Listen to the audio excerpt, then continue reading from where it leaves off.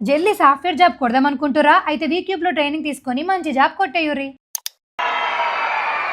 భారత్ మాతాకి భారత్ మాతాకి ఇంతేనా ఉత్సవాలు వద్దాము? గిఫ్ట్ ఎవరిస్తారు? ఎవరు గిఫ్ట్ ఇది? మోడీ గిఫ్టే కదా. మరి మోడీ గారు ఎక్కడున్నారు? ఢిల్లీ లేడు, వేరే దేశంలో ఉన్నాడు. అక్కడికి నిలబడాలి మీరు భారత్ మాతాకి చేయండి. అక్కడి మోడీ గారు అబ్బా ఉస్మానాబాద్ స్టూడెంట్స్ తోపులు రానాలి అనాలి లేదా? గట్టిగా అంటారా లేదా? కొంచెం సౌండ్ ఎక్కువైంది అనుకుంటానా? భారత్ మాతాకి రెండు చేతులు పైకెత్తాలి. భారత్ మాతాకి, భారత్ మాతాకి, భారత్ మాతాకి. వినోడ మోడీ గారికి బస్ బస్ పోయి చెప్తా. అందరికీ నమస్కారం. వేదిక పైన ఉన్నటువంటి గౌరవ కలెక్టర్ గారు, గౌరవ అడిషనల్ కలెక్టర్ గారు, డిఓ గారు, ఆర్డీఓ గారు, మున్సిపల్ కమిషనర్ గారు, వేదిక పైన పెద్దలు, విద్యార్థులు, ఉపాధ్యాయులు, పేరెంట్స్, వివిధ రాజకీయ పార్టీ నాయకులు, పాత్రికేయ మిత్రులందరూ కూడా హృదయపూర్వక నమస్కారాలు.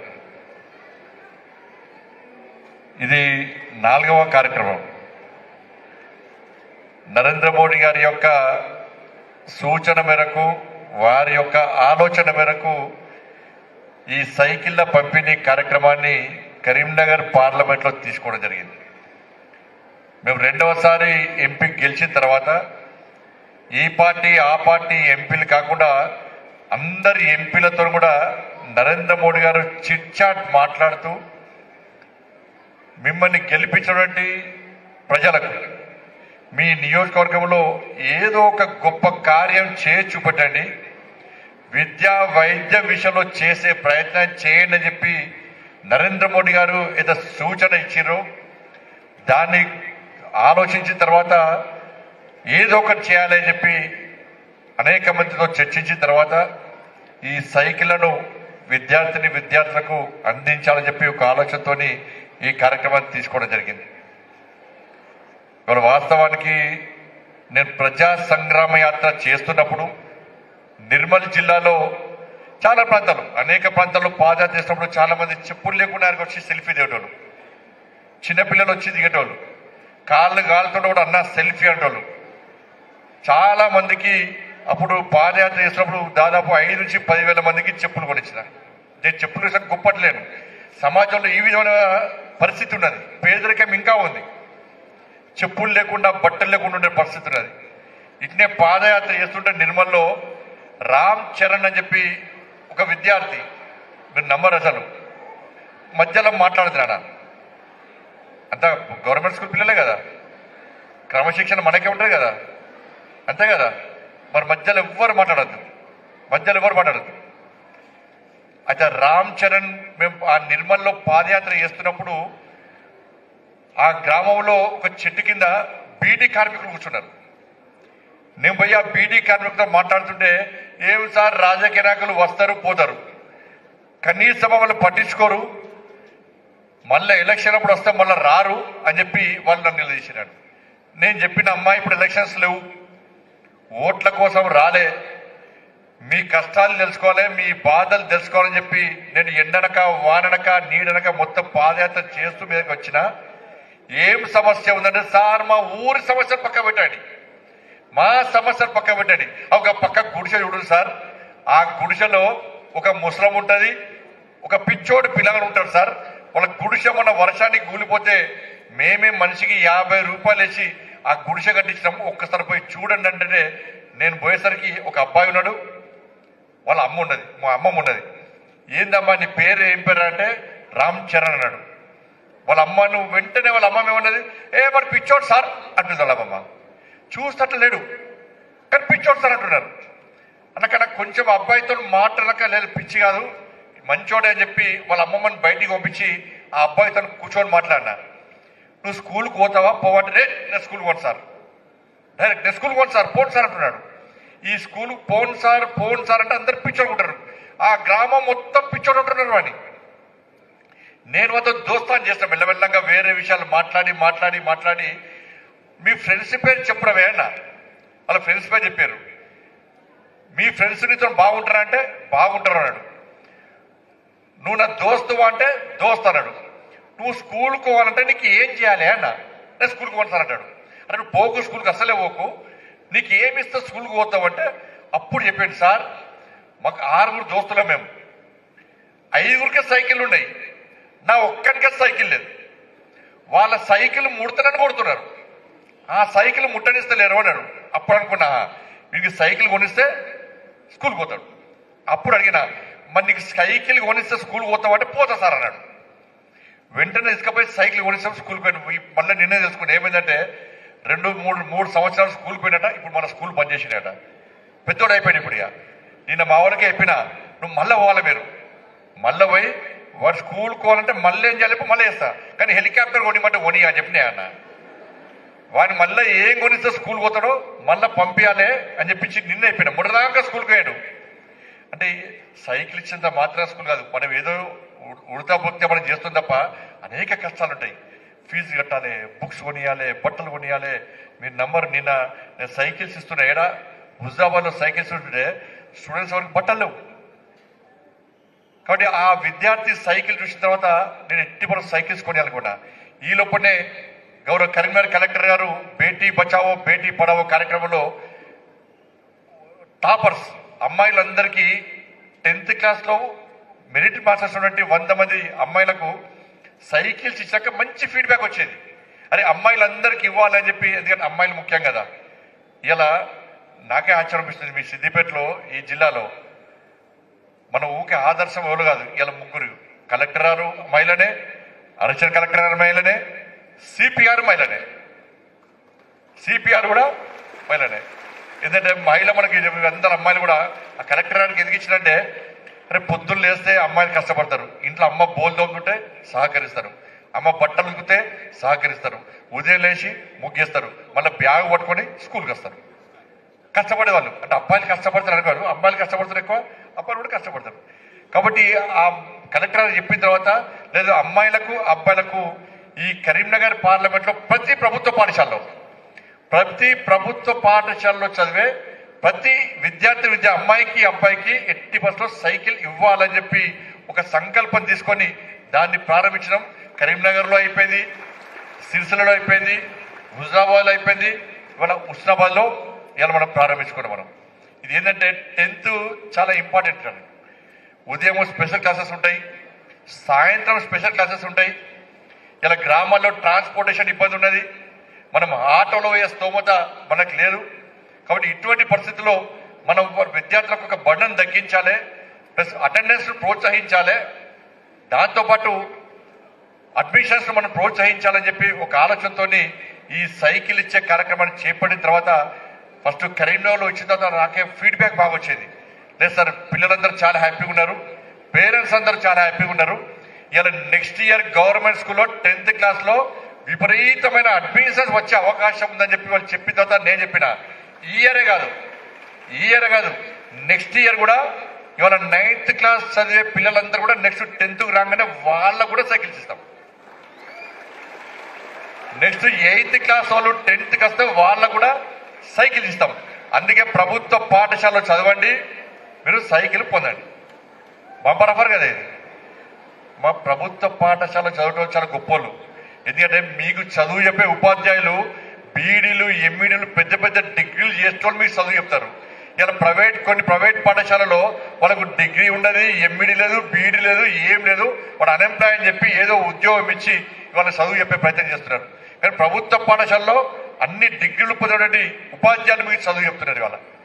కాబట్టి ప్రభుత్వ పాఠశాల చదవడంలో గొప్పలు. మనకు ర్యాంకులు అవసరం లేదు, ఎందుకంటే రిజల్ట్స్ రాగానే 1 1 1 2 2 2 3 3 ఎవరికి వస్తాయి అవి? మనకు ర్యాంక్స్ వచ్చినా మనం పబ్లిసిటీ చేసుకోం. మనం ఎందుకు చేసుకోమంటే మనం ర్యాంకులు కొనుక్కుంటలేం, మనం ర్యాంకులను సాధిస్తున్నాం. ఇలా అనేక కార్పొరేట్ పాఠశాలలు చేస్తాయి, ర్యాంకులు కొనుక్కుంటున్నాయి. మీకు ఉదాహరణ చెప్తాను. నేను కరీంనగర్లో గీతాభవన్ స్వీట్ హౌస్ పోయినాను సార్. అప్పుడు కార్పొరేటర్ ఉన్నప్పుడు ఒక ప్రైవేట్ పాఠశాలకు సంబంధించి ఒక కార్పొరేట్ పాఠశాలకు సంబంధించి ఒక పీటీ సార్ వచ్చాడు. అన్న నమస్తే అంటే నమస్తే ఎడొచ్చినామంటే అన్న స్వీట్లు వండుకుంటున్నా అన్నాడు. దేనికి అన్న ఈ పాకెట్స్ దేనికి ఆ స్వీట్ ప్యాకెట్లు అంటే అన్న ఎల్లుండి 10th రిజల్ట్స్ వస్తున్నాయి, ఎల్లుండి 10th రిజల్ట్స్ వస్తున్నాయి, మా స్కూల్కు 6th ర్యాంక్ వస్తుంది అన్నాడు. ఎల్లుండి 10th రిజల్ట్స్ వస్తున్నాయి, మా స్కూల్కు 6th ర్యాంక్ వస్తుంది అన్నాడు. ముందు తెలుస్తుంది ఎవరికైనా? నేను అనుకున్నాను ఎట్లా తెలుస్తుందా అంటే లేదన్నా మాకు వస్తుందని అన్నాడు. నేను రిజల్ట్స్ రోజు చూస్తే నిజంగా స్కూల్కు 6th ర్యాంక్ వచ్చేది. ఆ ర్యాంకు సాధించినట్ట, ర్యాంక్ కొన్నట్ట, సాధించట కొన్నట్ట. ఆ ర్యాంకులు మనకు అవసరమా? మన పాఠశాల ఉపాధ్యాయులకు లేస్తారా? మీ ప్రధానశాల కొనుక్కోమని చెప్తారా? ఏమంటారు? కష్టపడి చదువుకోండి, ర్యాంకులు పొందాలే, మంచి భవిష్యత్తును మనం నిర్ణయించుకోవాలి. వాళ్ళే ఆదర్శం. ఇవాళ వీళ్ళ ఆదర్శం మనకు. ఇలా మీ సిద్దిపేట కలెక్టర్ గారు ఫస్ట్ వరకు గవర్నమెంట్ టీచర్ ఉండి ఆర్టీఓ వచ్చారు. కరీంనగర్ కూడా చాలా మంచి సేవలు అందించారు. చాలా మంచి సేవలు అందించి కష్టపడి పైకి వచ్చి ఇవాళ జిల్లా కలెక్టర్ ఇవాళ సమాజానికి సేవలు చేస్తున్నారు. ఒక లక్ష్యం వరకు ఎస్ నేను కలెక్టర్ కావాలి, సమాజానికి సేవ అని చెప్పి ఒక లక్ష్యం ఎన్నుకొని వాళ్ళ టీచర్ నుంచి ఆర్టీఓ నుంచి కలెక్టర్ స్థాయికి వచ్చినట్టే ఎంత గొప్ప ఆలోచన ఒకసారి తీసుకోండి. మరి గరిమా అగర్వాల్ గారు ఫస్ట్ ఐపీఎస్ చేసిన వాళ్ళు, ఐపీఎస్ చేసిన ఐఏఎస్ కావాలనుకున్నారు. కానీ ఐపీఎస్ అయినంత మాత్రాన తృప్తి చెందలే. నా లక్ష్యం ఏంది? ఐఏఎస్ కావాలని చెప్పి కష్టపడి ఐపీఎస్ వస్తే కూడా వాళ్ళ మళ్ళీ కష్టపడి పనిచేసి మళ్ళీ గ్రూప్ రాసి మళ్ళీ ఐఏఎస్ అయ్యారు. వీళ్ళ ఆదర్శం మనకు. మీ సిపిఆర్ కూడా అంతే. మీ సిపిఆర్ కూడా ఒక వెటరీ డాక్టర్ అనక లేదు ఐపీఎస్ కావాలి, నేను ఐపీఎస్ అయి నేను పోలీస్ అయి ఈ సమాజానికి సేవ అని చెప్పి ఈ ప్రజలు రక్షించాలనే ఉద్దేశంతో వారు కూడా ఒక వెటరీ డాక్టర్ అయి ఇవాళ ఐపీఎస్ అయి మన సిపిఐ ఉన్నారు. వీళ్ళందరూ ఆదర్శం మనకు. ఇలా బుక్స్ చూస్తాం మనం. ఇలా అంబేద్కర్ చరిత్ర తెలుసు. అంబేద్కర్ ఒక లక్ష్యాన్ని ఎంచుకున్నాడు. అంబేద్కర్ అందరూ అవమానించారు. స్కూళ్ళకి రానియలే, గుళ్ళకి రానియలే, బుక్స్ ముట్టనియలే, స్కూల్లో సపరేట్ చేరేసిర్రు, బట్టలు లేవు, చదువుకుందామంటే బుక్స్ లేవు, ఫీజు కడదామంటే పైసలు లేవు. ఇలా సమాజం హేళన చూస్తుంది ఆ బాబాసాహెబ్ అంబేద్కర్. కానీ బాబాసాహెబ్ అంబేద్కర్ని హేళన చూస్తామంటే బాబాసాహెబ్ అంబేద్కర్ ఎక్కడ నిరాశపడలే, నిస్పృహకు లోను కాలే, ఎక్కడ వెనుకని ఏలే. ఈ సమాజానికి నన్ను హేళన చేస్తున్న సమాజానికి గుణపాఠం చెప్పాలి, వాళ్ళ కళ్ళు తెరిపియాలి, నేనే వాళ్ళకు ఆదర్శం కావాలని చెప్పి ఒక లక్ష్యాన్ని ఎంచుకొని ఇవాళ కష్టపడి చదివి ఎవరైతే హేళన చేసినో వాళ్ళకు కనువిప్పు కలిగే విధంగా భారతదేశానికి రాజ్యాంగాన్ని అందించినటువంటి ఒక గొప్ప మహనీయుడుగా, ఒక ఆదర్శమూర్తిగా ఇవాళ మన ముందు బాబాసాహెబ్ అంబేద్కర్ అంటే వారిని మనం ఆదర్శంగా తీసుకోవాలి. ఇలా నరేంద్ర మోడీ గారు ప్రధానమంత్రి అయినప్పుడు చాలా మంది హేళన చేశారు. ఈ ఛాయ్ అమ్ముకునే వ్యక్తి దేశ ప్రధాని అవుతారని చెప్పండి. నరేంద్ర మోడీ గారు ఛాయ్ అమ్ముకునే వ్యక్తి, చాలా పేద కుటుంబం చేసిన వ్యక్తి, ఒక ప్రచారంగా వచ్చిన వ్యక్తి, దేశానికి సేవ చేయాలి, ధర్మాన్ని రక్షించాలని చెప్పి ఒక లక్ష్యాన్ని ఎంచుకొని వాళ్ళ కష్టపడి పనిచేసి గుజరాత్ రాష్ట్ర ముఖ్యమంత్రిగా వాళ్ళ దేశ ప్రధానిగా ఒక సంకల్పం తీసుకొని ఈ దేశాన్ని ఒక శక్తివంతమైన భారతదేశ నిర్మాణంగా తయారు చేయాలి, ప్రపంచంలో ప్రతి భారతీయుడు నేను భారతీయుడు అని చెప్పి గల్లాగిరిసుకుని తిరిగే విధంగా మనం కష్టపడి పనిచేయాలని చెప్పి వాళ్ళ నరేంద్ర మోడీ గారు చూస్తున్న విషయాన్ని గురించి వీళ్ళు మనకు ఆదర్శం. అందుకే మీరందరూ కూడా నేను 10th చదవాలి అంతే లాస్ట్ అంటే మన లక్ష్యాన్ని చేరుకోం. ఏదో లక్ష్యం, మనం చదువుకునే చదువు మన కుటుంబానికి ఉపయోగపడమే కాదు, చదువు దేశానికి సమాజానికి ఉపయోగపడే విధంగా ఉండాలి. అందుకే ర్యాంకుల కోసం పనిచేయకండి. మీరు ఉదయం లేచి బుక్స్ చదువుతూ ఉంటారు. మీరు ఆ బుక్స్ చాలా మంది ఆదర్శమూర్తులు మనకు రావడం అలా వాళ్ళు ఆదర్శంగా తీసుకోవాలి. దాంతోపాటు మన సైకిల్ ఇస్తున్నామంటే అది చిన్న గిఫ్టే సైకిల్ది. నేను మొన్న హుజాబాద్లో గిఫ్ట్ ఇచ్చిన తర్వాత సైకిల్ ఇచ్చినాక ఒక అమ్మాయి వచ్చేది. ఆ అమ్మాయి వచ్చి ఏడ్చింది నాతోని, అన్నా మా నాన్న నాకు చిన్న గుడిసెలు ఉంటా, నేను మా నాన్న కూలి పని చేస్తాడు, మా నాన్నకే సైకిల్ లేదు, నాకు సైకిల్ వచ్చిందన్న. ఈ సైకిల్ తీసుకపోయి మా నాన్న రోజు కూలి అడ్డ మీద దించి నేను స్కూల్కి వస్తాను అని చెప్పన్నాను. ఇంకో అమ్మాయి వచ్చింది, అన్న నేను 8th క్లాస్ నుంచి మా నాన్నని గిఫ్ట్ అడుగుతున్నా, కానీ మా నాన్నకు సైకిల్ కొనిచ్చేస్తూ మొత్తం లేదు, అందుకే కొనిస్తలేడు. ఇవాళ మీ జీవితంలో మొట్టమొదటి మీ ఆస్తి ఈ సైకిల్, మీ బండి సంజయ్ అన్న మోడీ గిఫ్ట్గా మీకు ఇస్తుంది. ఇవాళ మొట్టమొదటి ఆస్తి మీకు ఇది. ఇవి మామూలుగా బ్రాండెడ్ సైకిల్స్ అవన్నీ కూడా. కాబట్టి మీరందరూ కూడా పొద్దు లేచి బుక్స్ చదువుతాం. మనం బుక్స్ చదువుతున్నప్పుడు మీ అమ్మా నాన్న మీ కళ్ళ కనబడాలి. మీ అమ్మా నాన్న కష్టపడే కష్టం ఆ బుక్స్ కనబడాలి. తల దించుకొని చదవండి. తల దించుకొని కష్టపడి చదివితే భవిష్యత్తులో తల ఎత్తుకొని సమాజంలో గర్వంగా జీవించే పరిస్థితి వస్తుంది. వాళ్ళు మరి మీ చదువు సమాజానికి ఉపయోగపడాలి.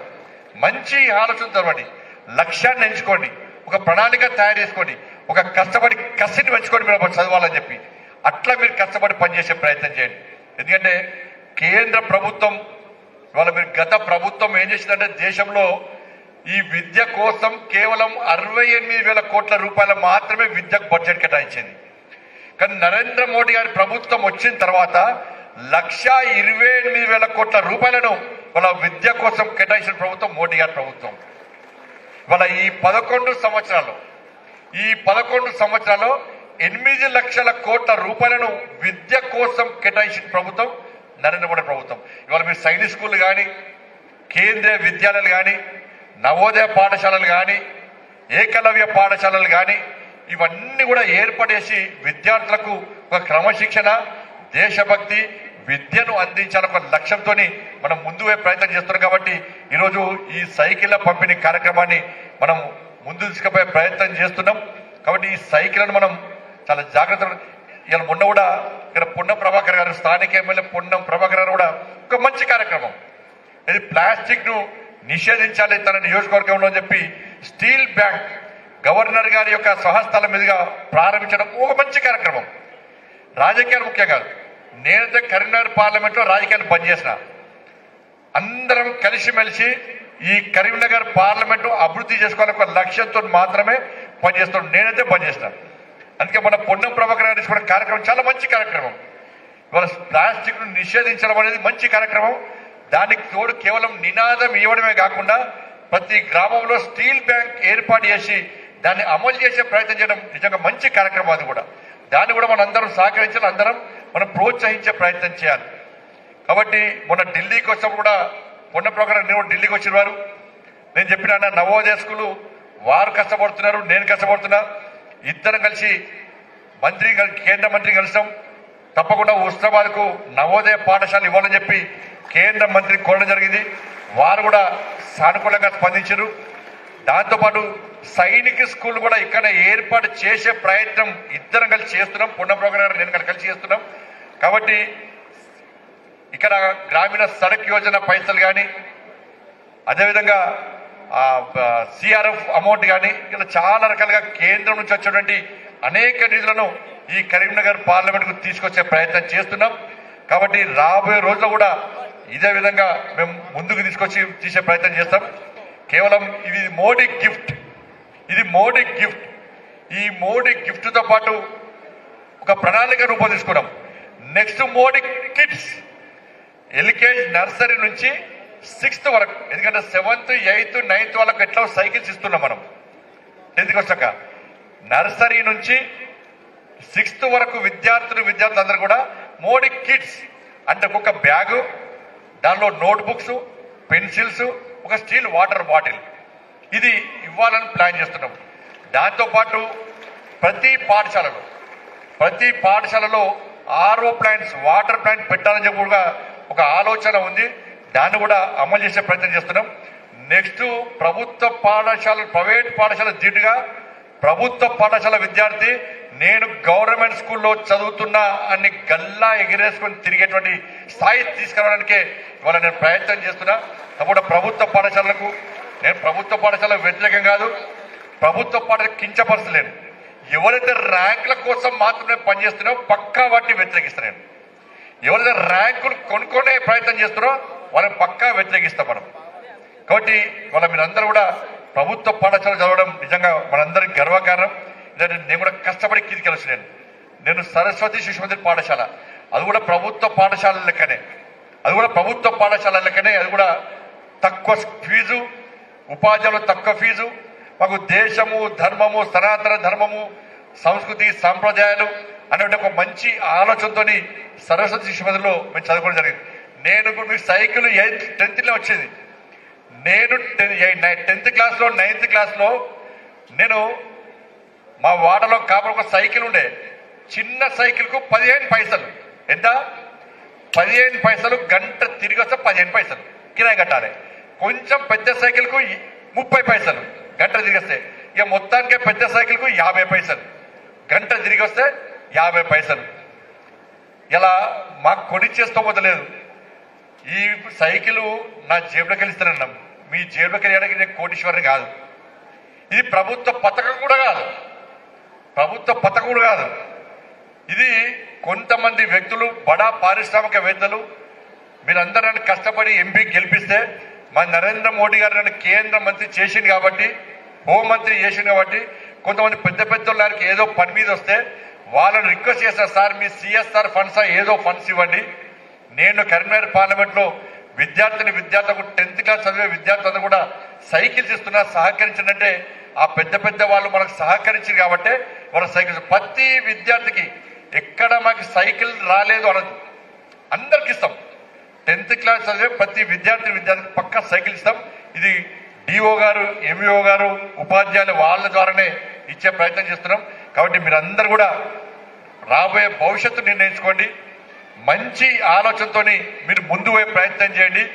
మీరు చదువుకున్న చదువు సమాజానికి ఉపయోగపడే విధంగా మీరు ప్రయత్నం చేయండి.